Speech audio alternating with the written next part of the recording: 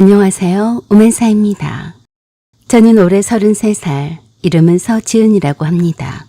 대학 졸업 후 회계사무소에서 일하다 지금은 대기업 재무팀에서 일하고 있습니다. 제 남자친구였던 태연 씨는 같은 회사의 선배였어요.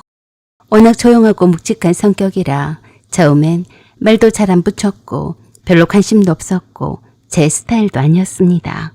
그런데 제가 업무에서 큰 실수를 했던 날 모든 팀원이 저를 향해 다그치는데 혼자서만 저를 위로를 해주더라고요.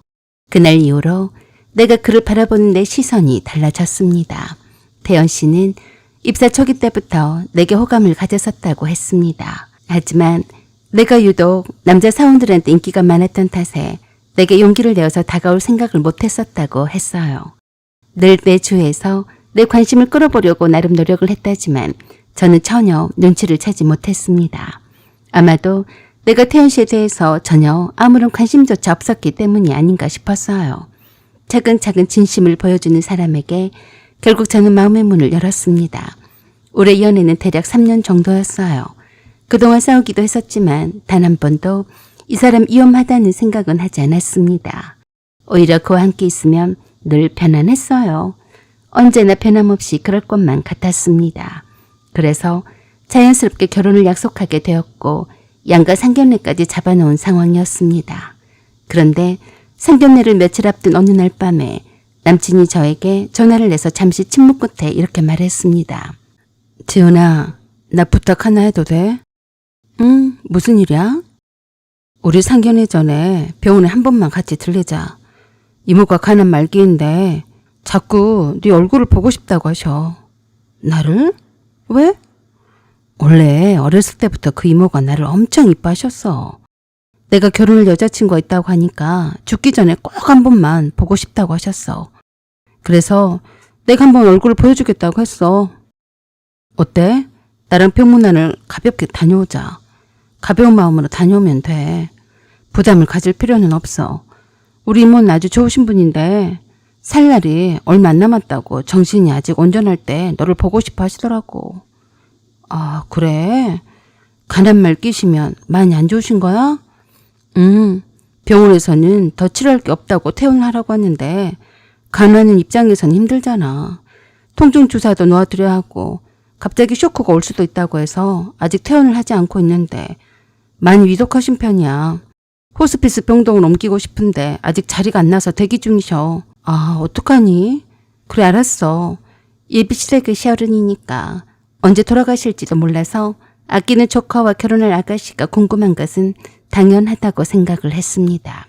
그래서 남친과 함께 병문안을 갔어요. 병원 특유의 공기, 희미하게 퍼지는 소독약 냄새, 마음이 괜히 무거워졌습니다. 태연 씨는 늘 그렇듯 조용히 제 손을 꼭 잡고 병실로 안내했어요. 병실 문을 열자 창가 쪽 침대에 누운 한 여성이 눈에 들어왔습니다. 그분은 무척 마른 얼굴에 생기가 거의 없었지만 저를 보자마자 눈빛이 잠시 반짝였어요. 이모, 저 왔어요. 오냐? 바쁠 텐데 여기까지 다 오고 고맙다. 그래도 가는 말기 환자처럼은 보이지 않았습니다. 생각보다 눈매는 초롱초롱하셔서 몸이 마른 것 말고는 가는 말기 환자일까 싶더군요. 병상에 누워있다가 저를 보자마자 일어나 앉으시려고 하길래 제가 얼른 가서 부축해 드렸습니다. 안녕하세요. 제가 부축해 드릴게요. 지은이지? 맞지? 와줘서 고마워. 목소리는 약했지만 따뜻함이 느껴졌어요. 제 두 손을 부여잡고 몇 번이고 쓰다듬으면서 그랬습니다. 우리 태연이한테 시집을 온다고 하니까 내가 죽기 전에 꼭 보고 싶다고 했어. 여기까지 와서 정말 고마워. 태연 씨한테 이야기 많이 들었습니다. 몸이 편찮으시다니 마음이 무겁네요. 이모님은 제 손을 꼭 잡더니 한참을 가만히 바라보셨어요. 그리고 조용히 말씀하셨어요. 태연이는 어릴 때부터 유난히 외로운 애였어. 겉으로는 아무렇지 않은 척하지만 늘 누군가에게 기대고 싶어 했지. 그래서 네가 참 고맙다. 내가 이렇게 아프지만 않았어도 우리 태연이 이바지 음식은 내가 해주는 건데 내가 오래 못 살 것 같아. 그래서 빨리 보고 싶다고 했어. 태연 씨의 이모가 태연 씨를 많이 아끼는 듯 했습니다. 그날 병문안 오래 머무르지 않았어요. 이모님이 지치실까봐 짧게 대화를 나누고 나오려고 했습니다. 그때 마침 한 여자가 병실에 들어왔습니다. 그 여자를 보자마자 태연 씨가 그 여자에게 그랬어요. 누나, 왔니? 잠깐 업무과에 갔다가 오느라고 병실을 비웠는데 그새 왔구나. 누나, 이 사람이 저랑 결혼할 여자친구예요. 라고 내 소개를 했습니다. 사촌 누나야, 인사해. 그래서 내가 인사를 먼저 했습니다. 안녕하세요. 고생이 많으시네요. 저는 서지은이라고 합니다. 그랬더니 나를 유난히 빤히 쳐다보는 것이었어요. 첫 만남에 사람을 그렇게 뚫어져라 쳐다보는 것은 결례가 아닌가요? 그래서 태연 씨가 그랬습니다. 누나, 왜 그래? 지은 씨가 인사하잖아. 그때서야 내게 그랬어요. 그래요. 반가워요. 그런데 우리 태연이를 언제부터 사귀었어요? 네, 한 3년 가까이 되었어요. 그래요? 미스 코리아 뺨치기 이쁘게 생겼는데 남자가 꽤 많겠어요. 안 그래요? 남자가 한둘이 아니네. 뭐? 남자가 한둘이 아니라고? 처음에는 이게 무슨 막말이야? 그리고 나를 이제 막 처음 봤을 뿐인데 나에 대해서 뭘 얼마나 안다고 다 아는 것처럼 말을 하는 거지? 내가 어이가 없어서 순간 굳어버렸어요. 이 상황에서 웃어야 할지 화를 내야 할지 참 분간이 안 되더라고요. 이곳이 병실이 아니었다면 당장에 그 여자의 멱살을 잡고 흔들었을 겁니다. 참 재수가 없는 여자더라고요. 괜히 병문안을 와서 못 들을 말을 들었으니 뇌기를 씻고 싶기까지 했습니다. 그 여자의 말에 놀라서 태연 씨가 그 여자에게 그랬습니다. 누나, 처음에는 그게 무슨 말이야? 우리 지은 씨한테 사과해. 언제 봤다고 남자가 한둘이 아니란 말을 해? 그랬더니 표정 하나도 안 바뀌고 태연 씨한테 그러더라고요. 사과는 무슨? 딱 보니까 바로 알겠구만. 너도 알면서 왜 그래? 주변에 남자들이 들드글하지? 누나, 말 좀 이쁘게 해. 내가 언제 거짓말을 한 것을 봤냐? 여자는 이쁘면 얼굴값을 하는 거야. 남자만 얼굴값을 하는 줄 알았냐? 정말 황당했습니다. 자기보다 이쁜 여자만 보면 알레르기가 있나? 이거 미친 거 아니야? 그 여자의 말투는 거침이 없었어요. 상당히 당혹스러웠습니다. 버젓이 나를 앞에 두고 그런 말을 하다니 정말 웃기더라고요. 태연 씨가 그런 나를 보고 그랬어요. 지은 씨, 누나가 지은 씨가 이뻐서 하는 말이야. 그랬더니 그 여자가 다시 나를 뚫어져라 쳐다보면서 기분 나쁜 말을 늘어놓았어요. 지은 씨라고 했어요? 내가 한 말이 기분이 나빠? 왜 그렇게 똥 씹은 표정이야? 난 네 신이가 될 사람이야. 네 웃사람이라고. 이젠 대놓고 반말 찌꺼리였습니다. 그래서 내가 맞받아쳤어요. 원래 이렇게 예의가 없는 사람이에요? 나를 언제 봤다고 초면에 반말에다 막말에다 참 불쾌하네요. 라고 했더니 진짜 웃긴 짬뽕 같은 소리를 찌꺼렸습니다. 내가 웃겨? 내가 반말하는 게 어때서 그래? 내가 네 신이가 될 사람이야. 상당히 보르장머리가 없네. 나를 눈 크게 치켜뜨고 바라보면서 아주 날라리 깡패같이 무서운 표정이었어요. 그걸 태연 씨가 막아서면서 그랬습니다. 누나, 정말 이럴 거야? 난 비켜, 짜샤. 새파랗게 어린 게 감히 나한테 대드네. 너 우리 집안에 시집올 생각이면 제대로 해라. 알았냐? 완전히 깡패 같았습니다. 과거가 참 의심스럽더라고요. 이런 사람과는 한시도 함께 있고 싶지 않았습니다. 나도 한성과라는 사람인데 이런 것은 생전에 본 적이 없어서 화산 폭발 일보 직전이었어요. 그 모습을 지켜보던 태연 씨의 이모가 태연 씨에게 그랬습니다. 아이고, 또 망할 놈의 저 입이 또 터졌다. 태연아, 얼른 네 각시 데리고 가라. 다음엔 안 와도 된다. 이제 네 각시 얼굴을 봤으니까 됐어. 얼른 가라. 그러면서 태연 씨 이모가 저를 불러서 내 두 손을 잡으면서 그랬습니다. 저 애가 하는 말은 신경 쓰지 말아라. 한 번씩 이상한 소리를 아무한테나 하는 애니까. 알았지? 우리 태연이는 좋은 애니까 서로 잘하고 살아. 라고 했습니다. 네. 그리고 그 여자한테는 눈길도 안 주고 병실을 나와버렸습니다. 기분 나쁜 여자더라고요. 사람을 처음 한번 보고 그렇게 물 한 말을 하다니 똥물을 뒤집어 쓴 듯 했습니다. 그런 내게 태연 씨가 그러더라고요. 아까 누나가 한 말은 마음에 두지 마. 누나가 한 번씩 아무한테나 저래. 멀쩡해 보이던데 왜 그러는 거야? 지은 씨가 너무 이뻐서 남자가 많이 꼬인다고 생각한 거지. 표현을 잘못해서 그런 걸 거야. 다시 볼 일은 없을 테니까 잊어버려. 아무리 그래도 처음 본 사람한테 어떻게 그런 말을 하지? 그러게 정말 미안해. 저 누나가 신기가 좀 있어. 신기?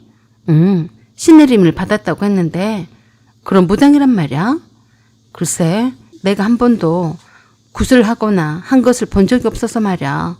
아무튼 엄마가 그랬었어. 신기가 있어서 가끔씩 헛소리도 하고 정신이 왔다 갔다 한다고 말이야. 그 말을 들으니까 더 기분이 나쁘네.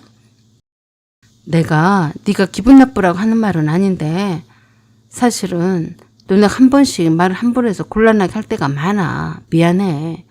그러니까 네가 이해해. 원래 그런 사람이야. 다른 친척들도 저 누나 앞에서는 말도 조심하고 그냥 피해버려. 뭐라 떠든지 말든지 냅둬버려. 그런 말 있잖아. 똥이 더러워서 피하지 무서워서 피하는 거 아닌 것처럼 말이야. 앞으로는 너랑 다시는 마주칠 일은 없을 거야. 장담해. 알았어. 그래서 그냥 잊어버리려고 했습니다. 나한테는 남자라고는 태연 씨 한 사람뿐인데 무슨 헛소리인지 그냥 정신이 나간 여자의 말이라고 지부해버리기로 했어요. 내가 다시 밝은 얼굴 표정을 짓자 태연 씨가 그러더군요. 지은아, 함께 와줘서 정말 고마워.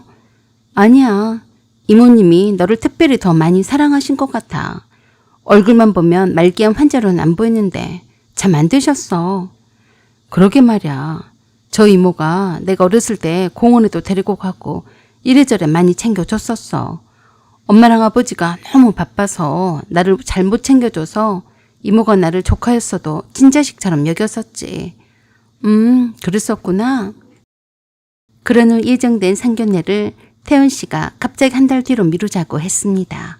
그때 내가 물었어요. 왜 갑자기 미루자고 한 거야? 이미 예약까지 다 해놨는데. 그러자 태연 씨가 그랬습니다. 갑자기 엄마가 몸이 안 좋으셔서 그래. 그리고 이모도 너를 만난 뒤로 더 위독해져서 엄마가 경황도 없으시고 그래서 한 달 뒤로 미루자고 하셨어. 괜찮지? 그래? 어머니도 몸이 많이 안 좋으시니? 아마 이모가 위독하고 언제 돌아가실지 모르는 상황이라서 엄마가 힘드신가 봐. 그래서 그러자고 했습니다. 한 달이 지나서 상견례를 하자더니 그때 병원에서 배웠었던 태연 씨의 이모가 돌아가셨다는 연락을 받았습니다. 그래서 상견례는 한정없이 연기가 되었어요. 드디어 6달이 지난 후에야 태연 씨가 상견례를 하자고 했습니다. 양가 부모님과 가족들만 만나기로 한 자리였습니다. 저희 쪽에서는 당연히 저희 부모님과 동생이 참석을 했습니다. 당연히 태연 씨 쪽에서도 태연 씨의 부모님과 여동생이 참석을 할 것이라고 예상을 했었죠. 저희 가족은 약속된 시간보다 조금 일찍 도착했습니다. 그보다 앞서 태연 씨와 내가 먼저 만나서 미리 상견례장에 와서 대기하고 있었어요. 드디어 태연 씨의 부모님이 들어왔고 뒤이어 예상하지 못한 얼굴이 따라 들어왔습니다. 세상에 그 여자였어요. 그날 병실에서 나에게 모욕적인 말을 던졌던 태연 씨의 이종 사촌 누나였어요. 너무 불쾌하고 뜻밖이었습니다. 분명히 태연 씨도 내가 이종 사촌 누나가 상견례 참석하는 것을 별로 좋아하지 않을 줄 알고 있었을 텐데 굳이 이런 자리에 나타나게 하다니. 그리고 내게 기뜸도 해주지 않았어요. 내가 놀라서 태연 씨를 쳐다봤더니 자기는 모르는 일이라며 어깨를 으쓱 하더라고요. 서로 양가 인사를 점잖게 나누고 예비 시어머니가 태연 씨 이종 사촌 누나를 소개를 했습니다. 이 아이는 제 언니의 딸입니다. 우리 태연이와는 이종 사촌간이지만 친남매 사이나 마찬가지죠. 그러자 저희 가족들에게 목례로 간단히 인사를 하긴 했지만 어딘지 모르게 웃음기도 없는 무표정한 얼굴이 영 거슬렸어요. 왜 하필 저런 밉상이 여기에 나온 거지? 마음이 심히 불편했지만 티는 내지는 않았습니다. 그런데 이야기가 결혼 날짜와 예단 얘기로 흘러가던 순간 그녀가 갑자기 어른들이 말씀을 나누는 중간에 무례하게 끼어들며 말했습니다. 죄송하지만 제가 오늘 이 자리에 나온 데는 이유가 있습니다. 순간 모든 시선이 그녀에게 쏠렸고 태연 씨는 당황한 듯 그녀를 말리려 했습니다. 누나, 무슨 말을 하려고 그래? 하지만 그녀는 그 말을 끊고 계속 말했습니다. 우리 태연이는 아무 여자랑 결혼하면 안 되는 사주를 갖고 있어요. 특히 배우자의 기운이 너무 강하면 태연이 운명을 망칩니다. 저는 그 말을 듣고 숨이 턱 막히는 느낌이 들었습니다. 태연 씨의 부모님은 이상하게 그런 그녀를 말리는 것 같지 않았어요. 태연 씨가 안절부절하며 태연 씨의 이종사촌 누나에게 계속해서 조용히 해달라고 해도 막무가내 애였습니다. 지은 씨, 그녀가 제게 또다시 시선을 고정한 채 말했습니다. 당신 남자 관계가 복잡하죠? 지금 우리 태연이 말고도 사귀는 남자가 또 있잖아요. 내가 딱 보니까 우리 태연이한테 만족할 상이 전혀 아니에요. 주변에 남자가 잘 꼬여서 꼬임에 잘 넘어갈 것 같은데 아니에요? 이게 또 무슨 막말이야? 저를 포함해서 저희 가족들이 놀라서 입을 다물지 못했습니다. 뭘 할 새도 없이 계속해서 짓거려 댔어요. 결혼하면 태연이 인생이 무너질 수도 있어요. 내 말 무시하지 마요. 내가 사주를 좀 볼 줄 아는데 둘이는 절대로 안 되는 사주예요. 이건 그냥 내가 하는 소리가 아니에요. 제 가족은 너무나 놀랐습니다. 제가 화가 나서 그 여자에게 내가 남자가 많다고요? 당신이 봤어요? 어디다 대고 말을 함부로 짓거려요. 저희 엄마도 열불이 나서 그러셨습니다. 당신 그 말 책임질 수 있어요? 세상 이런 경우가 어디 있어요? 상견례 나왔으면 내 딸과 결혼 의사가 있어서 나온 것이 아니었어요? 마음에 안 들고 결혼이 마땅치 않으면 상견례도 하지 않고 결혼을 반대하면 그만이지. 왜 이상한 소리를 하고 자빠졌어요? 나도 이런 막대먹은 집구석에 내 딸을 보내고 싶지 않네요. 지은아, 가자. 여보, 가십시다. 더러워서 여기에 더 못 있겠어요. 라고 하며 박차고 나오셨습니다. 저는 화가 머리 끝까지 나서 도저히 참을 수가 없어서 빨간 생선조림이 든 접시를 들어서 그 여자 명상에 처박았습니다. 그 통에 얼굴이며 머리며 옷에 고추기름의 생선 국물에 벼락을 맞아서 뒤로 나자빠지더라고요. 눈도 못 뜬 채로 아글아글 써댔습니다. 그런 그 여자를 향해서 샐러드 접시 한 사발을 더 퍼붓으면서 그랬어요. 앞으로 넌 내 눈앞에 띄기만 해봐. 그땐 네 제삿날인 줄 알아라. 재수없어. 순식간에 상견례장이 아수라장이 되어버렸습니다. 그런 후에 태연 씨 부모님에게 인사도 하지 않고 상견례장에서 나와버렸습니다. 태연 씨가 놀라서 따라 나와서 내게 그랬습니다. 누나가 여기 올 줄은 정말 나도 몰랐어. 미안해. 네가 그럼 아는 게 뭐가 있니? 도대체가 이해가 안 된다. 네 이종 사촌 누나가 왜 나한테 저런 소리를 하는 거야? 너희 부모님도 그래. 내가 너희 결혼 상대로 마음에 안 들면 그렇다고 하셔야지. 이런 식으로 사람을 골탕을 먹이냐? 우리 부모님이 무슨 죄야. 너랑 이 결혼 못하니까 그리 알아. 그렇게 태연 씨와는 헤어졌습니다. 태연 씨와 헤어진 지 2달이 지났을 때였어요. 태연 씨와 입사동기이면서 절친이었던 친구가 내게 태연 씨에 관하여 들려줄 말이 있다고 했습니다. 그의 말은 정말 놀라웠어요. 태연이가 지은 씨에게 집안 사정에 대해서 숨긴 것 같아서 해주는 말이에요. 헤어진 마당에 내가 알아야 할 얘기가 있을까요? 그건 들어보고 지은 씨가 판단을 해야죠. 무슨 말인데 그래요? 궁금해지네요. 태연이한테 이모가 있었잖아요. 네, 간암으로 돌아가신 이모 말인가요? 네, 그 이모가 태연이 친엄마예요. 네? 어떻게 그렇게 된 거예요? 그리고 태연이가 이종 사촌 누나라고 했던 유진이 누나는 친누나예요. 그러니까 이종 사촌지간이 아니라 친남매지간이죠. 태연이도 나중에서 알게 된 거라고 하더군요. 유진이 누나가 직접 말을 해줘서 알았대요. 그래요? 참 불스럽네요. 왜 그렇게 복잡하게 살았대요? 그게 처음부터 태연이 친엄마가 무당이 아니었는데 신내림을 거부하다가 교통사고로 태연이 아버지가 돌아가시게 되자 신내림을 받고 무당이 되었는데 태연이를 무당 구판에서 키우고 싶지 않았대요.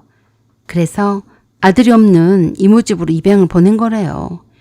유진이 누나는 태연이 친엄마 곁을 떠나지 않으려고 해서 데리고 살았고요. 그래서요? 뜬금없이 이 얘기는 왜 해주는 거예요? 태연이 친모였던 이모가 몸이 아프기 시작한 것이 지은 씨 때문이라고 유진이 누나가 굳게 믿고 있다고 하더라고요. 유진이 누나도 신내림을 받은 무당인데 지은 씨가 기가 너무 세서 태연이 친모였던 이모의 신기를 눌러서 그런 거라면서요. 태연이한테 지은 씨와 헤어져야 한다고 맨날 그랬대요. 태연이는 사주나 신점 같은 거는 안 믿는 애라서 무시했었고요.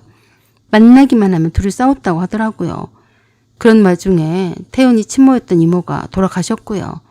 그래서 아마도 지은 씨와 헤어지게 하려고 그랬던 모양이에요.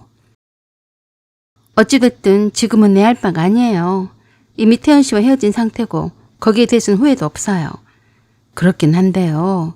태연이가 회사에서 했던 건강검진에서 안 좋은 결과가 나왔어요. 뭔데요? 간이 안 좋다고 해서 병원에서 정밀검사를 받아보려고 했다는데 지은 씨랑 헤어진 후로 마음고생이 심했나 봐요. 스트레스가 오죽 심했으면 그럴까 싶어요. 태연이 친구인 나로서는 지은 씨가 태연이를 다시 만나고 다시 시작했으면 좋겠는데요. 그건 지은 씨 맘인 거죠. 그래서 제가 그랬습니다. 내가 태연 씨 사주 안 좋대잖아요. 주변에 남자도 많아서 얼굴값도 한다고 하던데 태연 씨를 위해서도 다시 만나면 안 되죠. 못 들은 걸로 할게요. 라고 하고 다시는 그 친구에게서 태연 씨에 관한 얘기는 듣지 못했습니다. 장기 병가를 내서 오랫동안 회사에 나오지 못하더니 회사를 그만뒀다는 소문만 들었습니다. 저는 금방 태연 씨를 잊고 또 다른 만남을 시작을 하느라 그 이후론 관심도 없었어요. 사연은 여기까지입니다. 구독과 좋아요, 알림 설정 부탁드려요. 감사합니다.